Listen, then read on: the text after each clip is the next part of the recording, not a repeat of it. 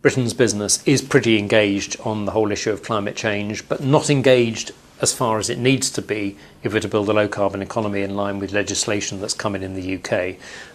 The Climate Change Act has set now a time frame for building a low carbon economy in the UK, and business is not yet investing in a manner consistent with that.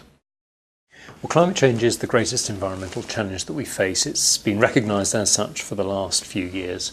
And we believe that big businesses in particular are now expected by their stakeholder groups, their consumers, their investors, by government, to be taking a lead in this area. There are many examples where big businesses are indeed taking the lead with some real action to tackle climate change, to mitigate their carbon emissions.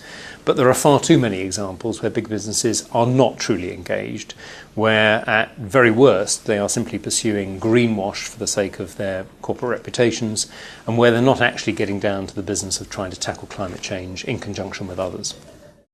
We've done some work looking at what building a low-carbon economy would mean to 6 large industrial sectors.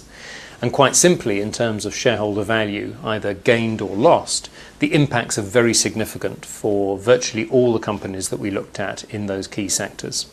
Over the last few years, we've saved 17 million tonnes of carbon dioxide and saved over £1 billion in operating costs.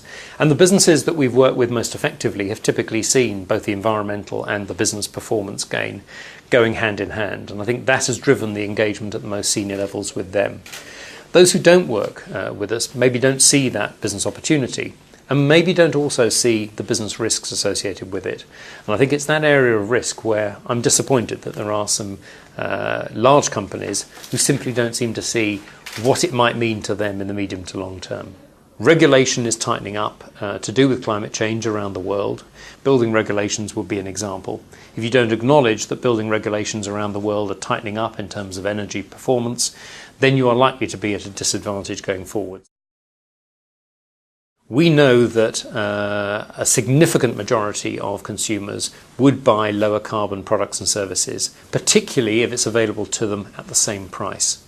Now, the reality is that low carbon products are typically no more expensive than high carbon products in most sectors. So meeting the consumer need of the future is something that's fairly straightforward for business. If you don't acknowledge that the consumer has an interest in the environment, wants to see you as a business perform against that agenda, then I think that's a very significant risk reputationally to the business.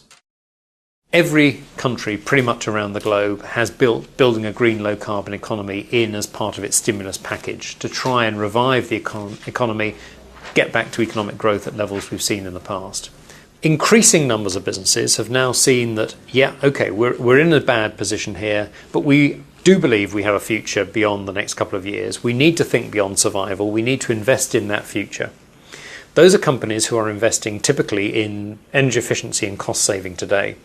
And from a situation in the middle of last year where we saw a significant downturn in terms of loan demand for interest-free loans for small and medium enterprises, we're now in a situation where we're seeing record levels of loan demand from those same customer groups and same business groups.